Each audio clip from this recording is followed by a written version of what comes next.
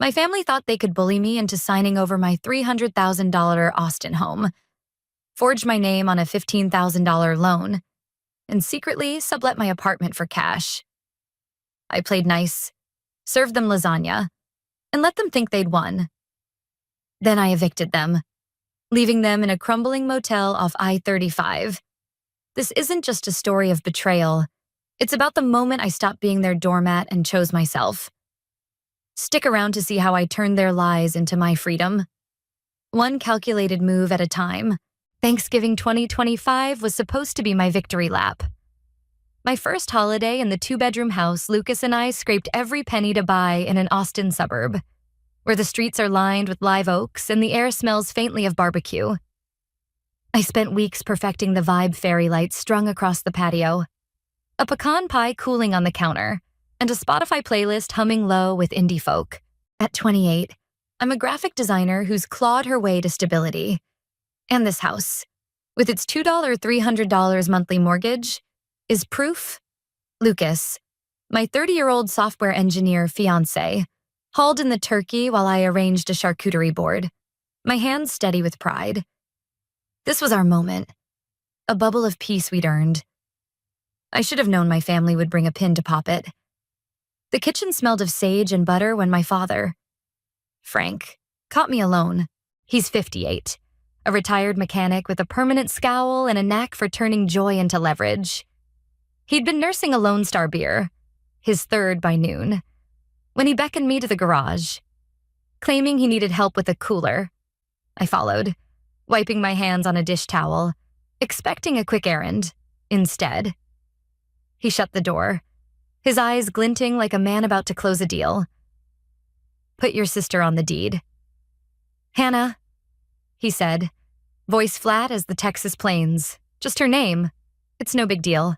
I froze, the towel slipping from my grip. My sister, Mia, 24 and allergic to responsibility, has been couch surfing at my parents' San Antonio apartment, her life a carousel of bad decisions and maxed out credit cards. I blinked, hoping I'd misheard. "You want Mia on our deed?" My laugh came out sharp, nervous. "What? So she can Airbnb my guest room to fund her vape collection?" Frank leaned closer, his breath sour with beer and resentment. "You've got this fancy house now." "Hannah, don't turn your back on family." The word family landed like a slap, heavy with the weight of every sacrifice I'd made for them. I'm the one who worked diner shifts at 16 to cover their bills, who co-signed their lease at 25 when Mia's failed startup tanked their credit.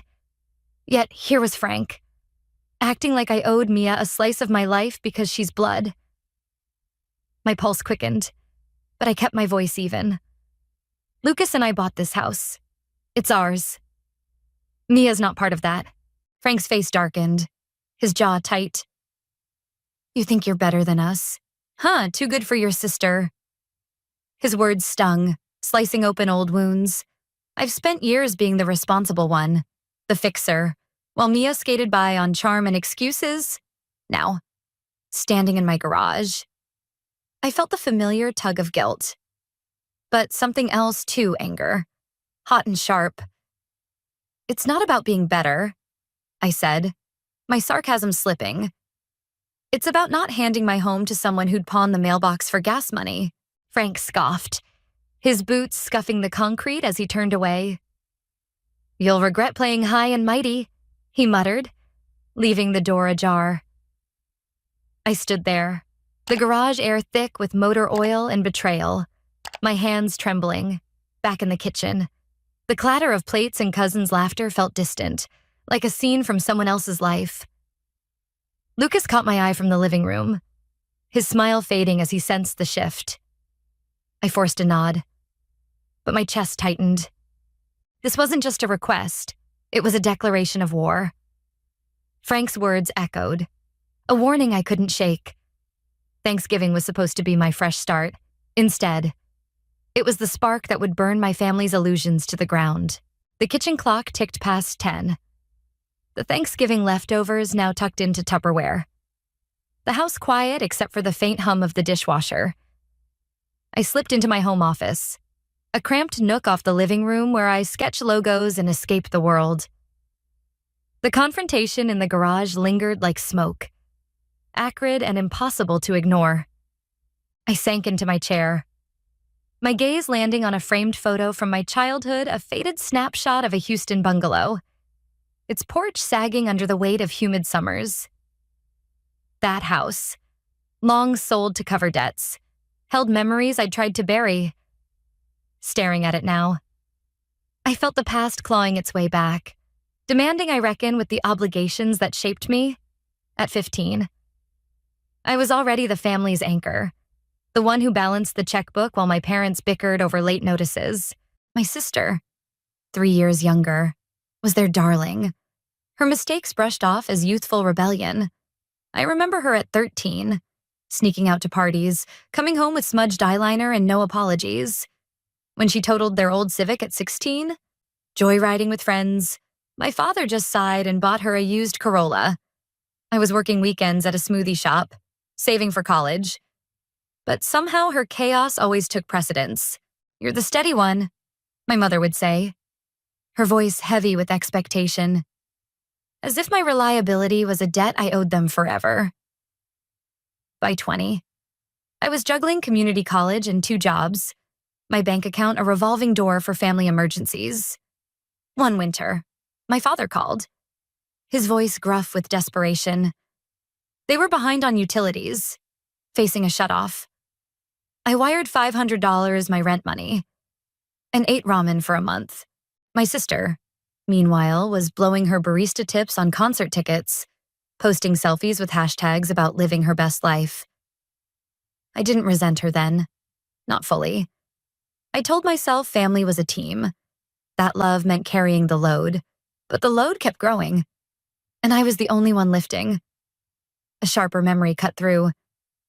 From when I was 23, freshly hired at a design firm, my parents threw a rare dinner to celebrate. A potluck in their cramped San Antonio kitchen, I arrived with a store-bought cake, expecting warmth instead. My sister cornered me, her breath tangy with cheap wine, begging for $1, $200 to cover a business course she swore would change her life. I hesitated, my savings already thin, but my mother's pleading eyes tipped the scale. "She's trying, sweetheart," she said, as if I hadn't been trying my whole life. I wrote the check. The course was a scam, and my sister never mentioned it again. That night, I lay awake, the sting of being used sharper than the Houston heat. Those years taught me a brutal truth: my family saw my success as their safety net. Every milestone, every paycheck, was a resource to be tapped. When I bought my first car, a used Honda for $8,000, my father asked to borrow it for a quick job that stretched into weeks. When I landed a promotion, my mother hinted they could use help with a few bills. I gave. Not because I wanted to, but because I feared the guilt of saying no. The photo on my desk mocked me now, its faded colors a reminder of a loyalty that had chained me for too long. Tonight, the weight of my father's demand pressed harder than ever. Adding my sister to our deed wasn't just a favor. It was a claim on the life I'd built. A life where every $500 mortgage payment felt like a victory. I traced the photo's frame, my fingers lingering on the bungalow's porch, where I used to dream of escape, back then. I thought family meant sacrifice. That love was measured in how much you could endure. Now, I wasn't so sure. My sister's reckless entitlement, my parents' endless excuses, they drained me dry, and I was done pretending it was noble to bleed for them. A soft knock pulled me back. My fiancé stood in the doorway, his brow creased with worry. "You okay?" he asked, his voice a lifeline. I nodded, but my throat tightened. I couldn't tell him everything. Not yet. The garage ambush was just the start, a crack in the dam I'd built to hold back my family's chaos. As he left, I turned back to the photo, my resolve hardening. The past had shaped me, but it wouldn't own me. Not anymore. I'd given enough. Black Friday morning broke with a crisp chill. the Austin air sharp enough to cut through my sleepless haze. I stood in the kitchen, clutching a mug of coffee gone cold, replaying the garage standoff in my mind. My fiancé, stirring cream into his cup, broke the silence. "We need to shut this down," he said, his voice steady but firm. "Your sister on our deed. That's a non-starter. She'd sell our porch swing for crypto." His pragmatism grounded me, but my stomach churned at the thought of facing my family again. We agreed to deliver the refusal together, choosing a diner brunch as neutral ground, hoping the clatter of plates and public eyes would keep things civil. I should have known better. The diner, a retro spot off South Congress, buzzed with post-Thanksgiving chaos families in sweatshirts, waitresses dodging sticky-fingered kids, the air thick with grease and syrup. We arrived early, claiming a booth by the window. Its vinyl seats cracked like my nerves. My parents walked in 10 minutes late, my sister trailing behind, her phone glued to her hand, thumbs dancing over some TikTok trend. My father's eyes locked on me, his stride heavy, like he was marching to war. My mother, ever the peacemaker when it suited her, offered a tight smile, her purse clutched like a shield. I sipped my water, bracing for impact. We ordered pancakes and eggs, the small talk as brittle as the bacon. My fiancé nudged me under the table, his signal to rip off the Band-Aid.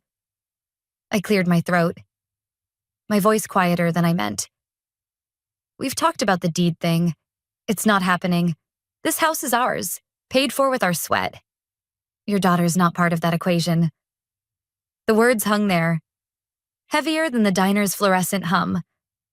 My father's fork paused midair, his face reddening like a warning light. "So that's it," he barked, loud enough to turn heads. "You're cutting us out, acting like we're strangers?" My mother's hand fluttered to her chest, her voice a practiced whimper. "We're drowning, sweetheart. You're sitting pretty while we beg." My sister, silent until now, tossed her phone down, her pout weaponized. "It's just a signature. Why you gotta make it a whole thing?" Her whining grated, each word a reminder of her endless free passes. I leaned forward, my sarcasm sharp. "Because your name on my property isn't a favor. It's a heist." My father slammed his fist on the table, coffee sloshing over the rim. "You think you're above us now, living in your Instagram dream house, spitting on family." The diner went quiet, forks hovering, strangers' eyes boring into us. My heart jackhammered, but I held his gaze, refusing to shrink. Outside, the confrontation spilled into the parking lot, the November sun harsh on my skin. My father rounded on my fiancé, his voice a growl. "You're the one feeding her this garbage. Aren't you turning her against us before I could react?" He shoved my fiancé hard, his hands colliding with a chest that didn't budge.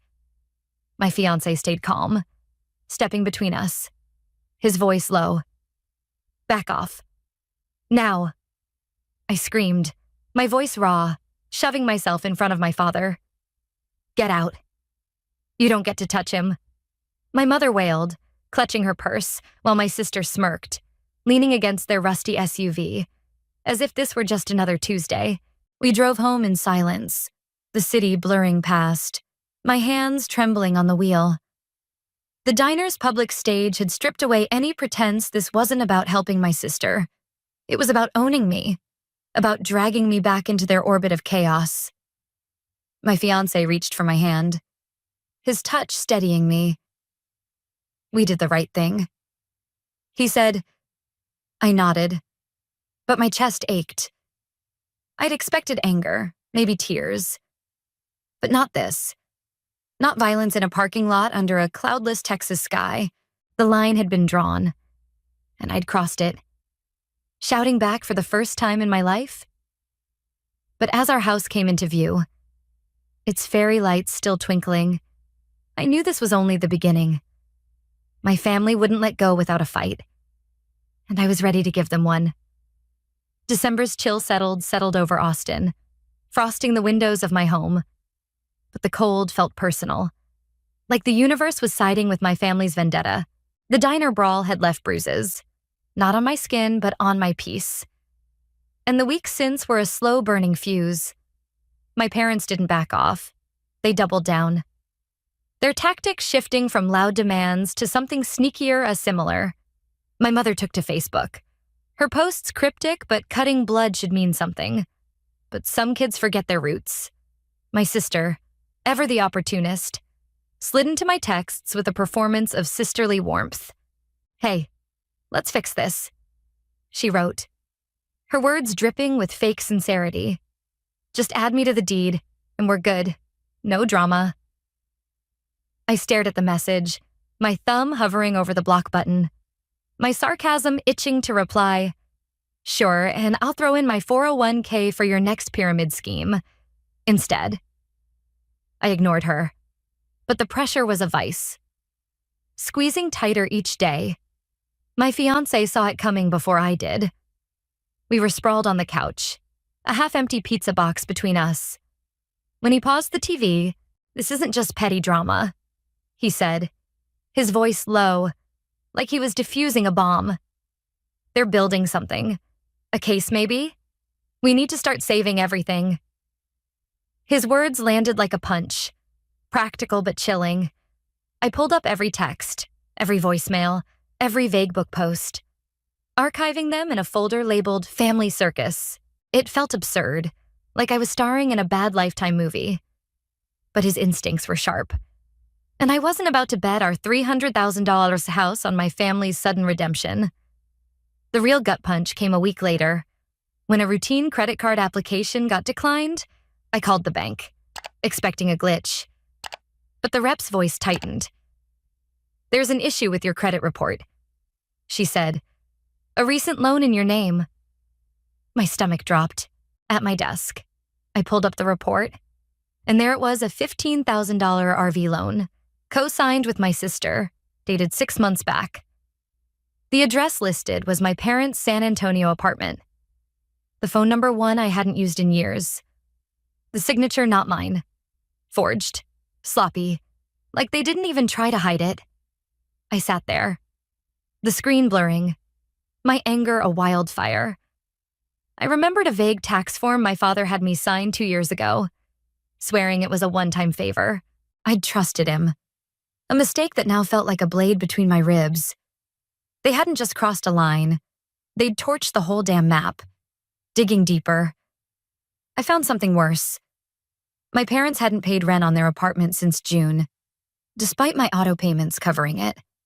A call to the leasing office revealed the truth: my sister had been subletting the place on Craigslist, pocketing $100, $200 a month while I footed the $900 of rent.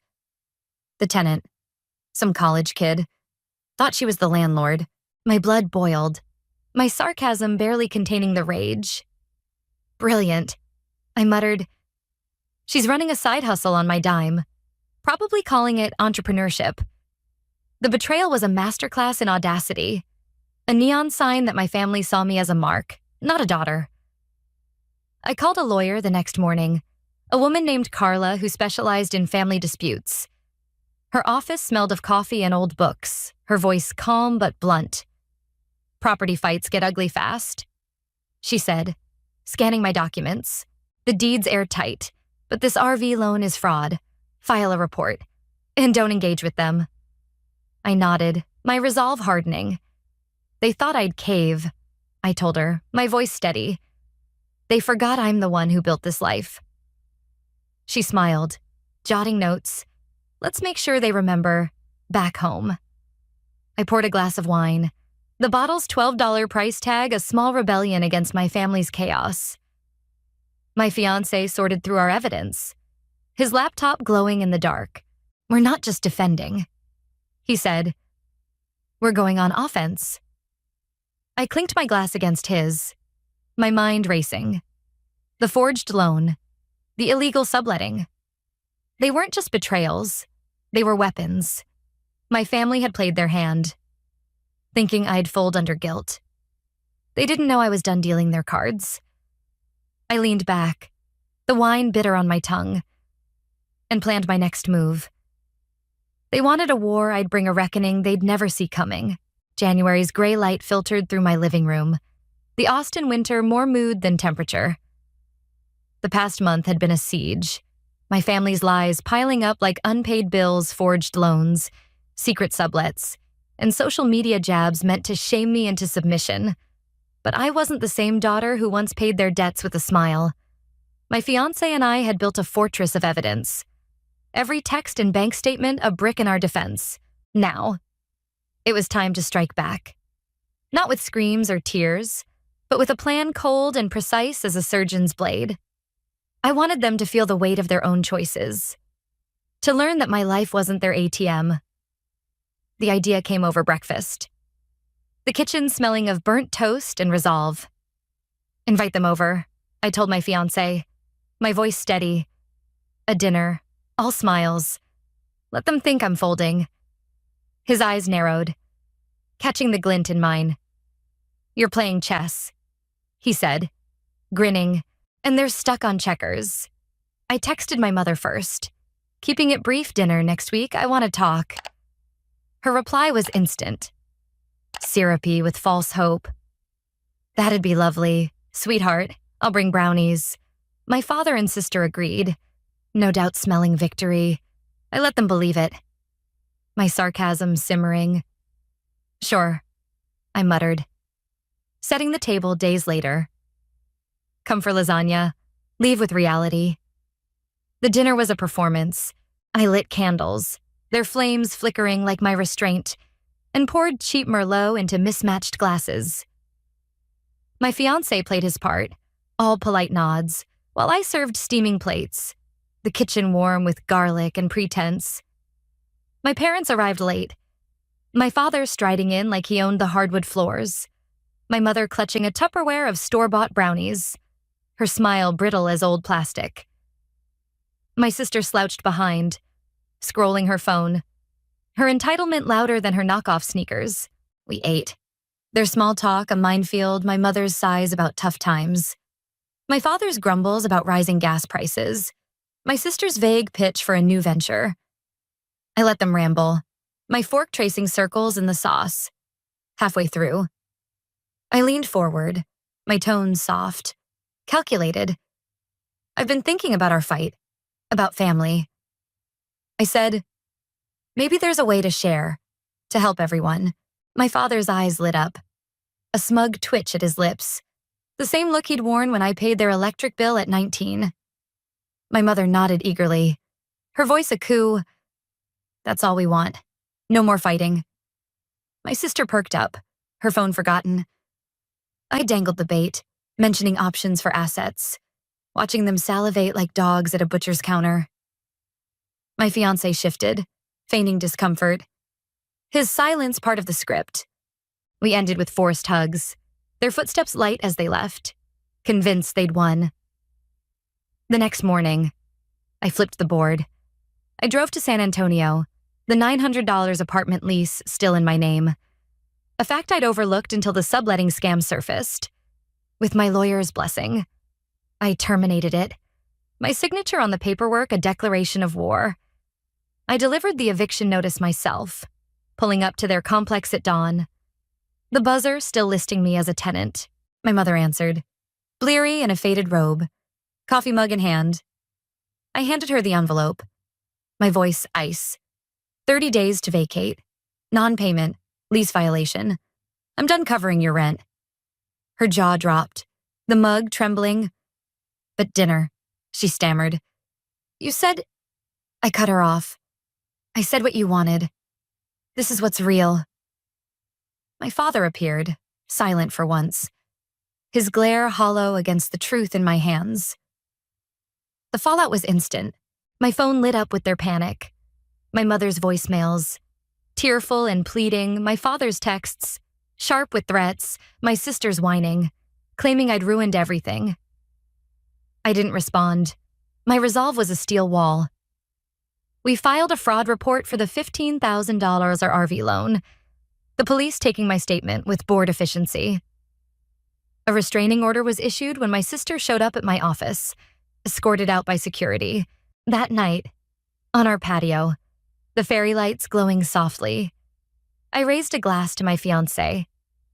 To consequences, I said, the wine sharp on my tongue.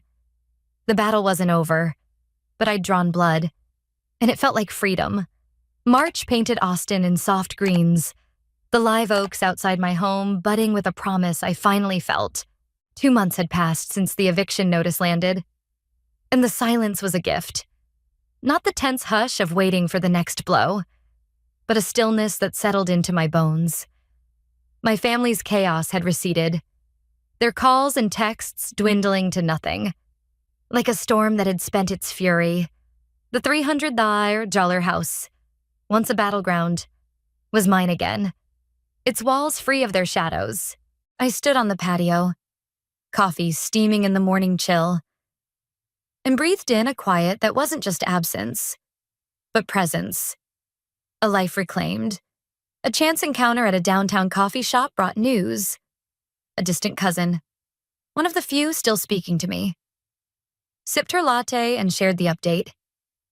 My parents and sister had landed in a rundown motel off Interstate 35, its neon sign flickering like their prospects. My sister scraped by on gig apps, delivering takeout in a borrowed car, while my parents leaned on food pantries, their pride too brittle to ask for more. They're telling everyone they'll bounce back, my cousin said, her voice soft. But no one's buying it. I nodded, stirring my cappuccino, the foam swirling like my thoughts. Pity flickered, but it didn't take root. Their choices, not mine. Had built that motel room, the news didn't haunt me as it once might have. I drove home, the city's skyline fading in my rear view, and felt a clarity sharper than the Texas sun.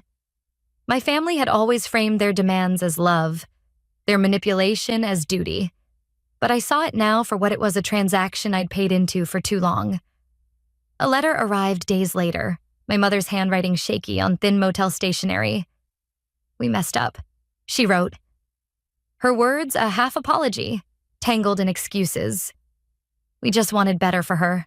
I read it once, then slid it into a drawer, my heart unmoved. Forgiveness wasn't a door I needed to open, it was a weight I'd already shed. My fiancé and I turned our focus forward, planning a small wedding for summer. Just close friends and a food truck under string lights. The house felt lighter, its rooms no longer braced for uninvited knocks. I walked the halls, touching the scuffed baseboards we'd painted ourselves. The kitchen counter we'd saved for with overtime checks. Every inch was ours, earned through choices my family could never understand. One evening, as we grilled burgers on the patio, he asked what I was thinking. I smiled. The answer was simple. Nothing heavy, I said. Because it wasn't. The past was a closed book, its pages no longer mine to carry. To anyone caught in the tug of war between self and kin, I'd say this family isn't a blank check for pain. Love without respect is a trap, and you don't owe your peace to anyone, not even those who raised you. I used to think cutting them off was betrayal, that protecting myself was selfish. Now I know it's survival, the kind that lets you wake up without dread. My victory isn't their suffering, it's this life, this home, this moment where I choose what matters. You can too. Demand better. Redraw the lines, and don't apologize for locking the gate. That night, I stepped onto the patio, a blanket draped over my shoulders, the sky a spill of stars above the suburbs. The air was cool, carrying the faint hum of cicadas, and I sipped coffee, its warmth curling through me. My family was out there, somewhere, blaming the world for their fall. But their voices no longer reached me. I'd spent years being their anchor, their ATM, their excuse. Now, I was my own. The stars blinked, indifferent and free. And I raised my mug, not to revenge a regret, but to the road ahead. I wasn't done choosing myself. And I never would be. The notification lit up my phone at 8:30 on a Tuesday morning. 3 laughing faces in front of Cinderella Castle. My mother, my niece Maddie, my niece Chloe, all wearing matching mini ears. The caption read, 3 generations of magic. 3, not 4. 6 feet away from me, my daughter Lily sat cross-legged on our living room floor in Charlotte, coloring a Disney princess book. She was humming the Frozen soundtrack, completely unaware that her cousins were boarding a plane to Orlando without her. She didn't know she'd been left behind again. But she had something in her backpack. A white envelope covered in crooked glitter letters. And inside that envelope was a letter that would crack my family wide open. Because my 6-year-old daughter was about to teach my mother a lesson no adult ever could. My mother's name is Elaine Richardson, and for most of my childhood, she was the glue that held our extended family together. She organized elaborate birthday parties with themed decorations. She planned summer road trips to the Outer Banks, where we'd rent a beach house for a week. She even coordinated family reunions where everyone wore matching t-shirts with awkward clip art designs. She used to say it all the time, like a mantra she believed with her whole heart. Family is everything, and there's nothing I wouldn't do for my grandkids. But somewhere along the way, that promise started to have a very specific definition. And my daughter wasn't included in it. Lily is 6 years old now. She's my only child. She's sweet and thoughtful, the kind of kid who says thank you when you hand her something as small as a sticker. She's a little shy, especially around new people, but once she warms up, she'll talk your ear off about dolphins or whatever book she's reading that week. She draws hearts for people she loves and leaves them on the kitchen counter like little gifts. And for reasons I spent years trying to understand, my mother decided Lily didn't count as a real grandchild. I used to make excuses for her. When Lily's name wasn't on the matching Christmas pajama set that arrived for all the other cousins, I told myself Mom probably just forgot to add her to the order. When she posted photos on Facebook of family gatherings, and somehow Lily was never in a single shot, I convinced myself it was just an oversight. When Lily asked why Grandma didn't come to her dance recital, and I had no good answer, I said maybe she had something come up. But how do you accidentally forget a 6-year-old who calls you Grandma and draws you pictures in purple crayon? The truth is, my mother was disappointed in me. That's the word she used when I told her I was pregnant at 23, still finishing my degree at UNC Charlotte, unmarried and uncertain about everything. Disappointed. She said it like a knife wrapped in linen, soft on the outside but sharp enough to cut. She held Lily exactly once in the hospital. Once. She came into the room, looked at the baby in my arms, took her for maybe 30 seconds, then handed her back like she was doing me a favor. She didn't coo or smile or take pictures. She just said, "It's not her fault, but I didn't raise you to end up like this." That was 6 years ago. Since then, my mother has been present for every single birthday party my brother's twins ever had. She's taken my niece Chloe on girls' spa weekends to Asheville, complete with matching robes and cucumber facials. Last Christmas, she bought my niece Maddie a real pony, an actual living pony that lives at my brother's hobby farm outside the city. And for Lily? Last year, she gave her a jigsaw puzzle that was missing 3 pieces. When I pointed it out, she shrugged and said it must have come that way. Lily noticed things, even when I didn't want her to. She noticed when Grandma gave Maddie a brand new Frozen suitcase the week before the Disney trip and didn't mention anything to her. She noticed when we joined a family video call and the connection mysteriously dropped right before Lily could say hello. She noticed that her name wasn't included in the group text when everyone was coordinating Thanksgiving plans. And she noticed when my mother finally responded to my message asking why Lily wasn't invited to Disney. The reply was short and efficient. It was just too expensive to bring everyone. Hope you understand. I stared at that text for a long time. Then I set my phone down and didn't reply. But Lily did something I didn't expect. She walked into the kitchen, opened the junk drawer, and pulled out a white envelope decorated with glitter and stickers. She held it up to me with both hands, careful like it was something sacred. "Mommy," she said, I think it's time to give Grandma her surprise. I had almost forgotten that envelope existed. We made it on a rainy afternoon back in April, one of those slow Saturdays where the sky was gray and we had nothing to do but bake cookies and talk. Lily had been quieter than usual that day, sitting at the kitchen table with her coloring book spread out, but not really coloring anything. Finally, she looked up at me with those big brown eyes and asked, "Mommy, why doesn't Grandma ever come to my dance recitals?" I didn't have a good answer. I never did. That's when Travis came into the room. Travis is my fiancé, and he's been in Lily's life since she was 3. He teaches 4th grade at a public elementary school in South Charlotte, and he has this way of talking to kids that makes them feel heard without ever talking down to them.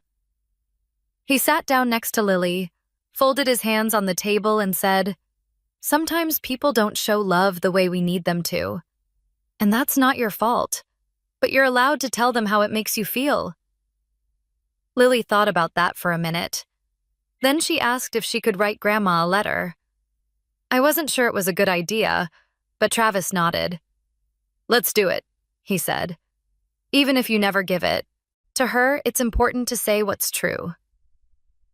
So we sat there together, the 3 of us, and Lily told me what she wanted to say. I helped her spell the words. Travis printed out a photo from her last recital, the one where she wore a blue tutu and curtsied at the end of her routine. The one my mother missed because something came up.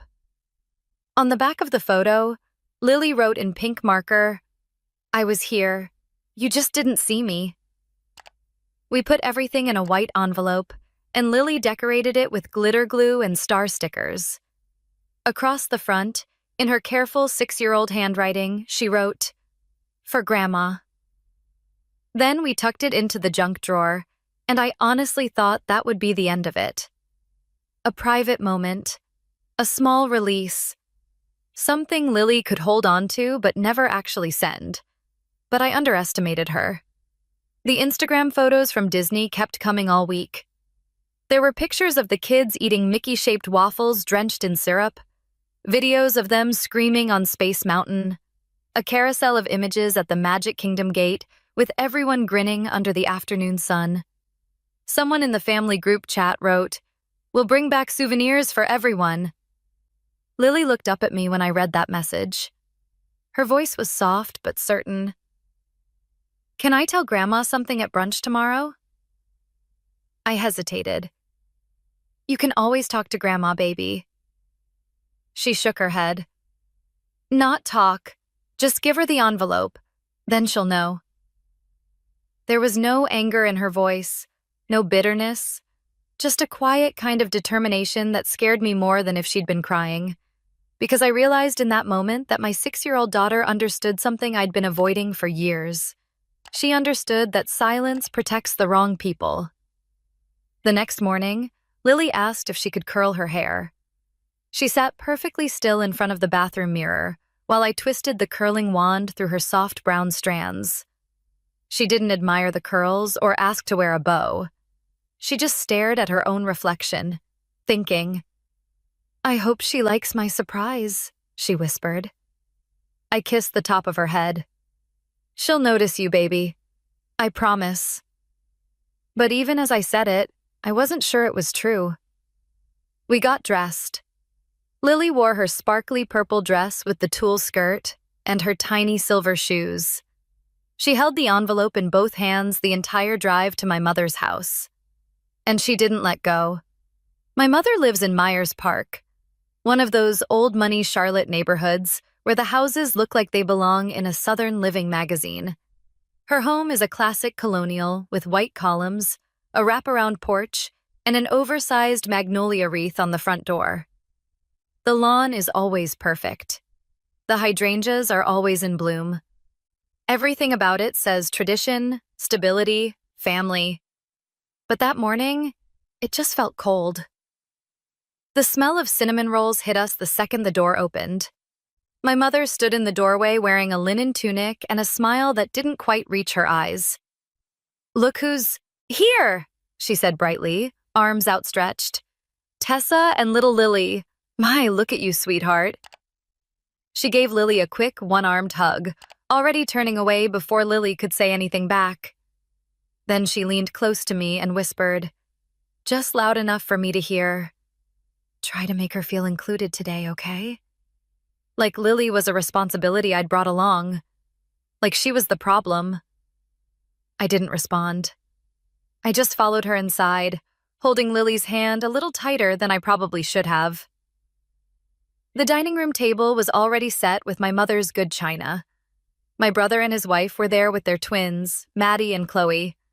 The kids were chattering excitedly about the trip, their voices overlapping as they described the rides and the fireworks and the character meet and greets. And in front of each grandchild was a small gift bag. Disney-themed, shiny, full of souvenirs. There were 3 bags. Lily didn't have one. I watched her eyes move from one bag to the next, counting silently. Then she looked down at the empty space in front of her chair and said nothing. My mother glanced over and made a small sound of surprise. "Oh, sorry, sweetie. I didn't know you were coming today."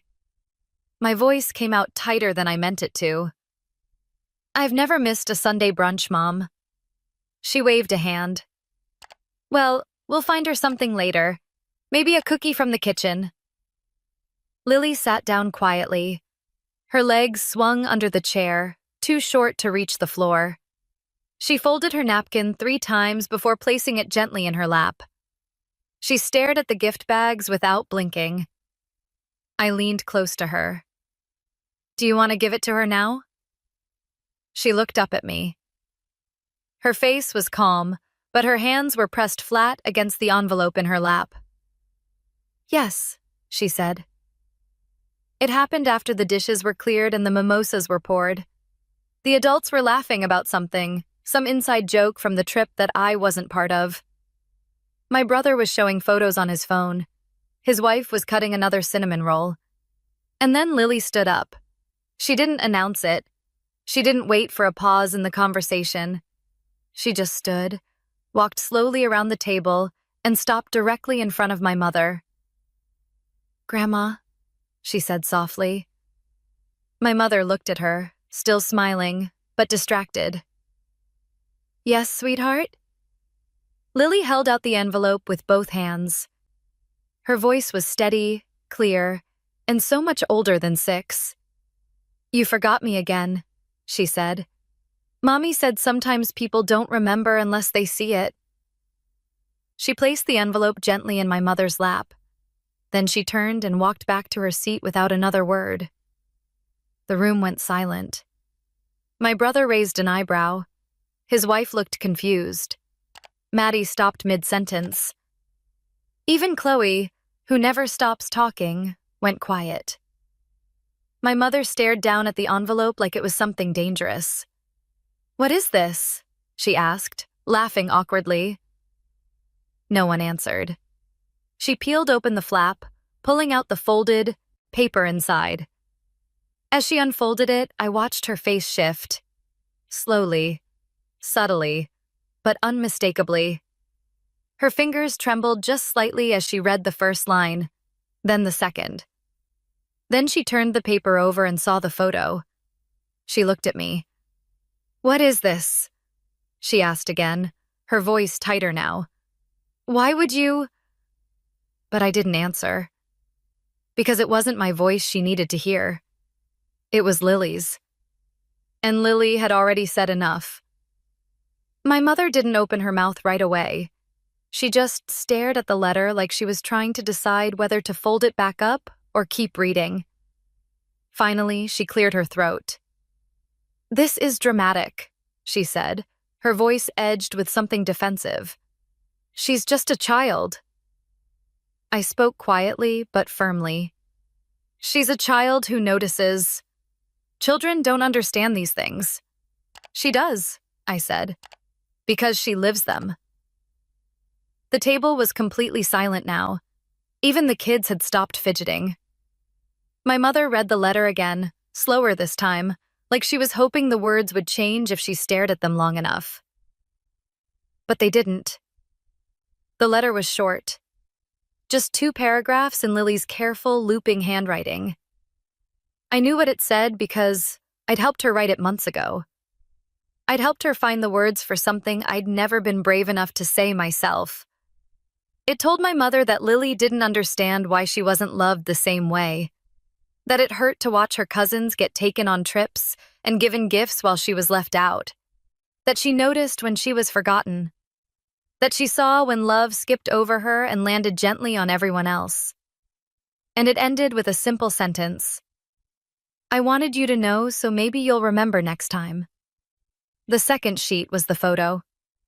Lily in her blue tutu, center stage, arms outstretched mid-curtsy. The recital my mother missed. On the back, in pink marker, Lily had written, I was here, you just didn't see me. My mother folded the letter back up, creasing the edges too neatly, like if she pressed hard enough, she could erase what she'd just read. She blinked rapidly, like something was caught in her eye. Then she laughed, short and sharp. I don't need to be guilt-tripped in my own home. No one's guilt-tripping you, I said. She just wanted you to see. She's 6 years old. She's 6, I said. And she knew enough to bring this. There was a pause, a long, heavy pause that filled the room like smoke. And then Lily spoke.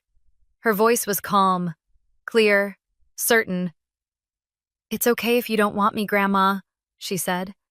But I don't want to be invisible anymore. It landed like thunder. My mother's mouth opened, closed.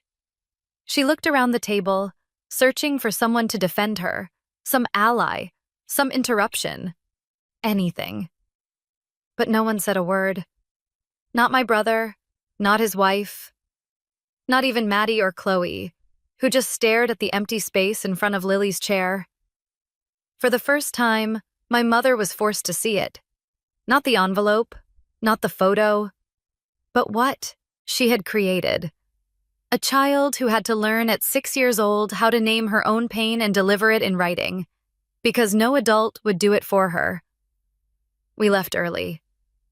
Lily gathered her things without being asked. She tucked the envelope carefully back into her backpack, handling it like it was made of glass. No one stopped us at the door. No one tried to smooth it over or apologize or ask us to stay. There were no hugs, no cheerful see you next times. Just the sound of our footsteps on hardwood floors and the echo of a truth no one could unhear. In the car, Lily was quiet. She held the photo in her lap, staring out the window as the trees blurred past. Do you think she read it all? She asked. I turned around to face her. I think she heard you, baby. She nodded once. Then she looked back out the window. And for the first time in a long time, she looked like a child who wasn't carrying a question anymore. That evening, Travis came home just after sunset. I was sitting at the kitchen table with Lily, helping her peel stickers off her workbook.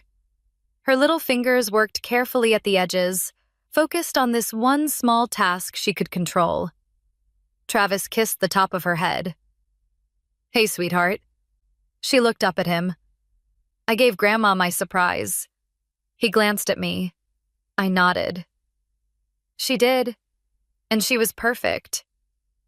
He didn't ask what happened next. He didn't have to.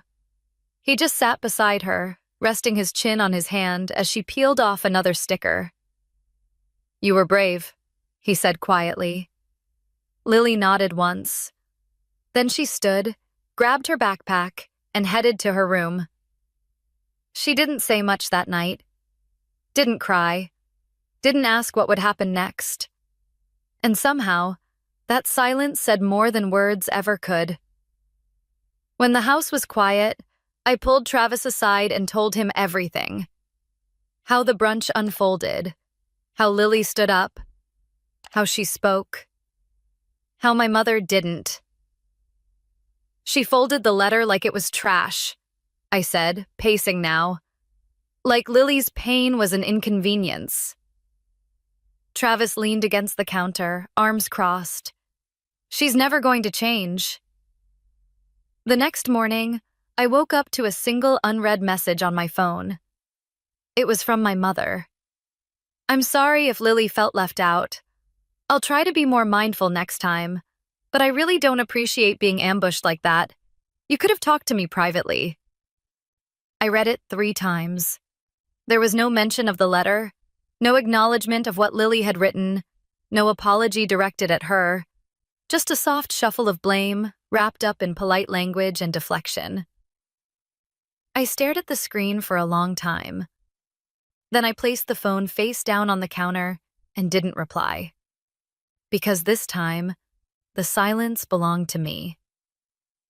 In the days that followed, there were no follow-up calls, no awkward check-ins, no maybe we should talk texts, just distance. And oddly, it felt like peace. I wasn't navigating group chats where Lily's name was conveniently forgotten. I wasn't watching holiday plans get made around her, absence. I wasn't editing my tone to avoid being called too sensitive. We were just living. One evening, Lily and I made pancakes shaped like stars. We burned 3 before we got one right, and we laughed the kind of laugh that bubbles up from your belly. Unforced, pure. After we cleaned up, Lily asked if we could bring the extra pancakes to Miss Rita, our elderly neighbor who lived 2 doors down. "She always gives me strawberries from her garden," Lily said matter-of-factly. She wasn't thinking about the envelope anymore. She wasn't waiting by the door for someone who never showed up. She was just being a kid. And that shift, subtle as it was, felt like watching something uncoil from around her spirit. That weekend, we went to Freedom Park as a family. Lily brought her scooter. Travis packed snacks. I left my phone in the car. We laid on the grass in the middle of the afternoon, watching clouds drift lazily across the sky. "That one looks like a castle," Lily said, pointing. I squinted. "That one's a pony." Travis grinned. "That one looks like a mouse." Lily laughed. "A Mickey Mouse!" We all laughed with her. She didn't say it with resentment or sadness. She just said it like a child naming shapes in the sky. Like Disney wasn't a wound anymore. Like it was just another place. And that was when I knew. We had already found our magic. Later that night, after Lily was asleep, I opened the drawer in my nightstand. Inside was the original copy of the letter, the one we'd written together before Lily copied it in her own handwriting. I smoothed it out gently, reading the words again. I know when I'm left out. There was a time when I thought protecting Lily meant shielding her from the truth, covering it up with distractions and soft lies and second chances no one had asked for. But now I knew better. Protecting her meant helping her speak, even if it made people uncomfortable, even if it made me the villain in someone else's story. Because my job wasn't to keep the peace, it was to keep her safe. A few days later, Lily came home from school with a paper crown on her head, covered in glitter and crayon drawings. "We were all princesses today," she said proudly. She didn't need my mother to tell her she was special. She didn't need matching mini ears or glitter gift bags. She had her voice, and she had us.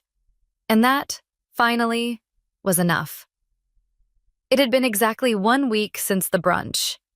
7 days since Lily placed her envelope on the table like a truth wrapped in paper and glitter.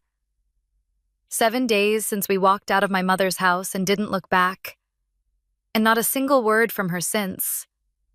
You'd think that silence would hurt, that it would feel like a wound. But it didn't. It felt like a door had finally closed. It was a quiet Saturday morning. The sky was overcast, the kind of gray that made you want to stay in pajamas and build forts out of sofa cushions. Lily was doing exactly that, arranging blankets and couch, pillows into a crooked castle in the living room. I was folding laundry when I heard the mail slot click. At first, I didn't think much of it. A few envelopes slid onto the hallway floor. Bills, probably. Flyers. Coupons for pizza. But there was something else. A small padded envelope, pale yellow, with glittery stickers clumsily stuck along the back seam. I picked it up. There was no return address, but Lily's name was written on the front in rounded, hesitant handwriting, the kind that still loops every L and pauses over every Y. I walked back into the living room and handed it to her. "You got mail, princess." She looked up from her blanket fort, curious. "For me?" I nodded. She opened it carefully, her fingers gentle and deliberate. Inside was a small silver bracelet with a heart-shaped charm and a folded note on lined paper. She read it out loud slowly. "Dear Lily, I'm sorry Grandma was mean. You're my cousin forever. I picked this with my allowance. I hope you like it. Love, Maddie." Lily stared at the bracelet for a long moment. Then she slipped it onto her wrist. She didn't ask if she could wear it. She just did. Then she looked up at me, her eyes soft. "She picked it for me." I nodded. "All by herself, I think." "That's nice," Lily said quietly. That was all she said. But I could see something shift in her expression. A little door cracked open again. Not to the past, but to something new. Something real. That afternoon, I sent Maddie a message. Just a simple one. "Thank you for the bracelet. Lily is wearing it right now. You made her smile today." Maddie responded within minutes. A heart emoji followed by, "I miss her. Can we play sometime without Grandma?" And for the first time in weeks, I felt something like hope. Later that night, I told Travis about the bracelet. He was quiet for a moment, then nodded slowly. "Kids always know who's real." "Do you think my mom put her up to it?" I asked. He shook his head. "No, that kind of thing doesn't come from guilt. It comes from love." He was right. Maddie had seen it too. Maybe not all of it. Maybe not in the same way. But enough. Enough to recognize hurt. Enough to offer a piece of kindness. And maybe enough to start something different. I don't think my mother will ever admit what she did. Not really. People like her don't always say, "I was wrong." They just shift the blame, rewrite the past, pretend it was all a misunderstanding. But Lily's letter can't be undone. And Maddie's bracelet is proof. Proof that one brave act, one glittery envelope delivered with quiet grace, had cracked the performance just enough for the truth to get in. The next morning, Lily was brushing her teeth when I walked past the bathroom. She caught my reflection in the mirror and grinned, toothpaste foam on her lips. "Mommy," she said, "I think I want to make a card for Maddie." "That's a great idea. With stickers and glitter?" "Of course." She paused, then added, "But no envelope. I want to give it to her myself." I smiled. Because Lily wasn't hiding anymore. She was showing up. Not for my mother, not for approval, but for the people who chose her back. We didn't go back to my mother's house. Not for Easter, not for summer barbecues, not for birthdays or let's be civil brunches. There were no explosive fights, no dramatic texts, no storming out, just silence. A slow, steady withdrawal of something that had already been hollow for years. And for the first time in a long time, that silence didn't feel like punishment. It felt like space. The kind of space where something better could grow. People always talk about cutting off toxic family like it's a single moment. A slammed door, a pointed finger, a final blow. But in real life, it's usually quieter than that. It's a child noticing who didn't show up. It's a gift bag left missing. It's the pause in a grandmother's voice when she says, "the grandkids," and doesn't mean all of them. It's 1,000 little omissions that add up to a truth you can no longer ignore. I kept Lily's letter, the original one. the first draft we wrote together on lined paper at the kitchen table. It lives in the same drawer where I keep her hospital bracelet from the day she was born, a lock of her baby hair, and the photo of her first steps. Not because I want to remember the pain, but because I want to remember the moment she decided to name it. She didn't scream. She didn't beg. She just stood there in her little silver shoes, handed over an envelope, and said, "You forgot me again." There was something so clear about it, so calm. It wasn't a demand to be loved. It was a declaration that she had noticed. And once a child sees something for what it really is, there's no putting it back in the box. Family isn't just who's on your Christmas card list or who shares your bloodline. Family is who shows up with their whole heart, who sees your child and doesn't measure them against anything but love. My mother lost the chance to love the best part of me. She lost the kind of magic you don't get back once it walks out your door, holding the hand of the woman who finally stopped apologizing for asking to be seen. And Lily? She didn't lose anything. She found something. Her voice, her peace, and a bracelet that says, "You're my cousin forever." If this story moved you, or if you've ever felt unseen in your own family, I'd love to hear your story in the comments below. And if you believe every child deserves to be chosen, hit that subscribe button, because some of the bravest words come from the smallest voices.